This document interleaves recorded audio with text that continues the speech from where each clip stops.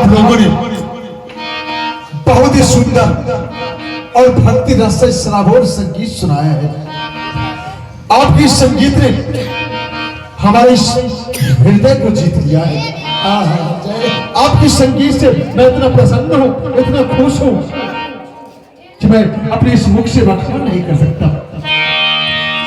प्रभु की प्रतिमा का दर्शन, प्रभु की छवि का दर्शन तो हर कोई करते रहना चाहता है, परंतु उनका दर्शन हरेक के भाग्य में नहीं होता है।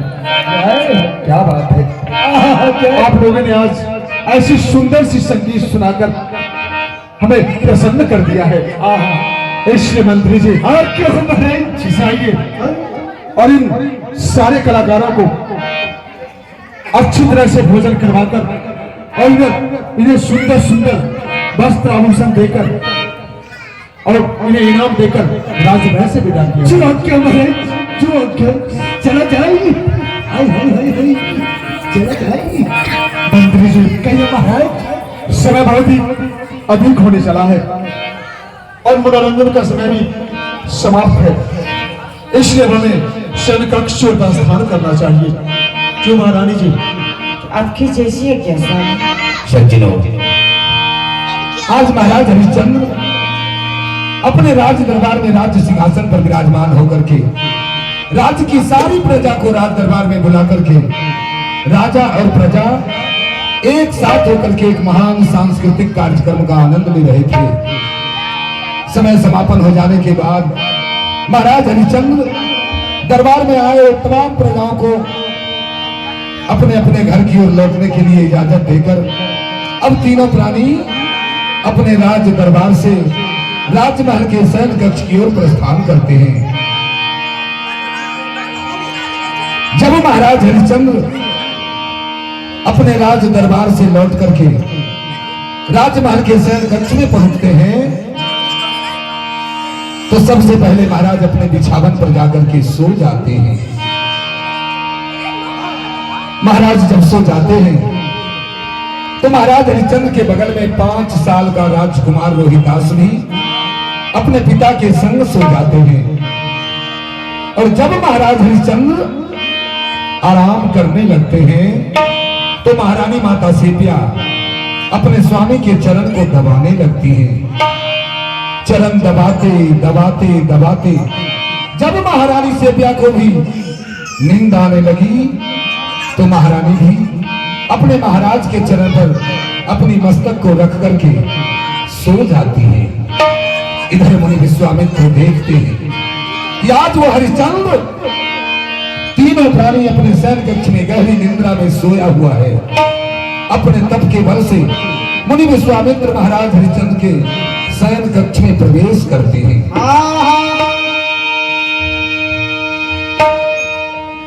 अपने आप को सत्यवादी कहलाने वाला पाखंडी अपने राजमहल के रंग महल प्रभाग में गहरी निंद्रा में सो रहा है।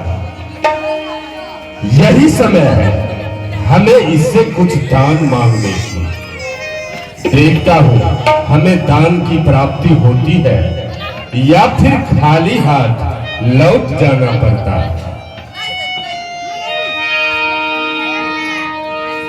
हे राजन, हमें तुमसे कुछ दान चाहिए, क्या मिल पाएगा? एवं अस्तु मुनिवर, आपकी जो इच्छा हो मांग कर देखिए, बहुमांगा दान देने के लिए तैयार हूं। मैंने अपने मन में सोचा और इसने सोए हुए अवस्था में मुंह खोल कर जवाब दे रहा, तब तो दान अवश्य मांगना पड़ेगा। हे राजन, हमें संपूर्ण उदय से अस्त तक का राजदान में चाहिए, क्या दे सकोगे? एवं अस्तु मुनिवर, उदय से अस्त तक का राज मैं यूं ही आपको दान स्वरूप देने के लिए सहर्ष तैयार हूं। संपूर्ण उदय से अस्त तक का राज दान देने को तैयार है, तब तो दान अवश्य मांगना पड़ेगा। हे आकाश, हे पाताल, मंद मंद गति से सिसकती हवाएं, चराचर के स्वामी समस्त देवी और देवता, आज हम तुम सभी को साक्षी रखकर हरिश्चंद्र से उदय से अस्त तक का राज दान में लेता हूं। जिसका साक्षी तुम रहना देवी, जिसका साक्षी तुम रहना देवता।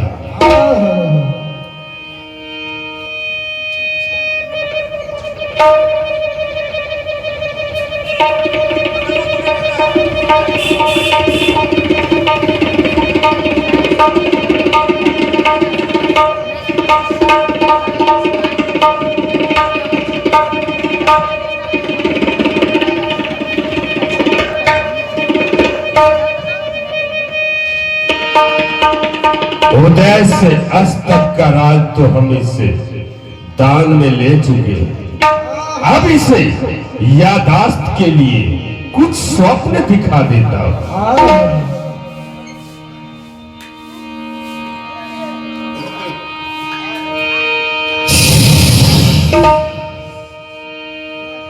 सज्जनों, महाराज हरिश्चंद्र तीनों प्राणी अपने रंग भवन के शयन कक्ष में गहरी निद्रा में सोए हुए हैं। एकाएक सोए हुए अवस्था में ही महाराज हरिश्चंद्र स्वप्न देखने लगते हैं। स्वप्न में महाराज हरिश्चंद्र ये देखते हैं कि उदय से अस्त तक का राज एक अज्ञात नाम ब्राह्मण को दान दे दिया। दक्षिणा चुकाने के लिए तीनों प्राणी काशी में जाकर बिक गया। महारानी शिव्या को एक ब्राह्मण के घर में चक्की चलाते हुए देखते हैं, अपने आप को शमशान घाट की रखवाली करते हुए देखते हैं।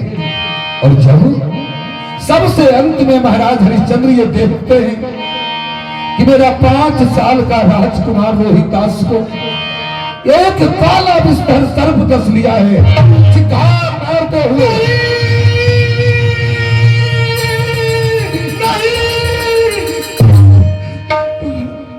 स्वामी, क्या हो गई स्वामी? महारानी, आज मैं तुमसे एक प्रश्न पूछ रहा हूं महारानी, उसका तुम्हें सही सही जवाब देना। महारानी, मनुष्य निद्रा अवस्था में हो या फिर जागृत अवस्था में हो, उसके मुख से कोई वचन निकल जाए तो क्या तुम उसे सत्य मानोगी या फिर असत्य मानोगी? या निद्रा अवस्था में हो या जागरूक अवस्था में हो, वचन तो उसी मुख से निकलती है ना स्वामी।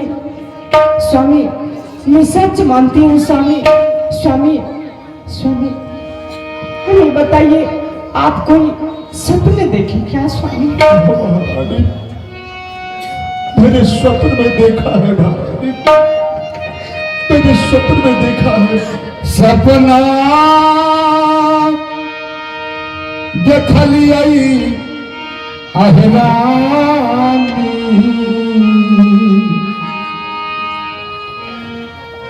अहराजे तो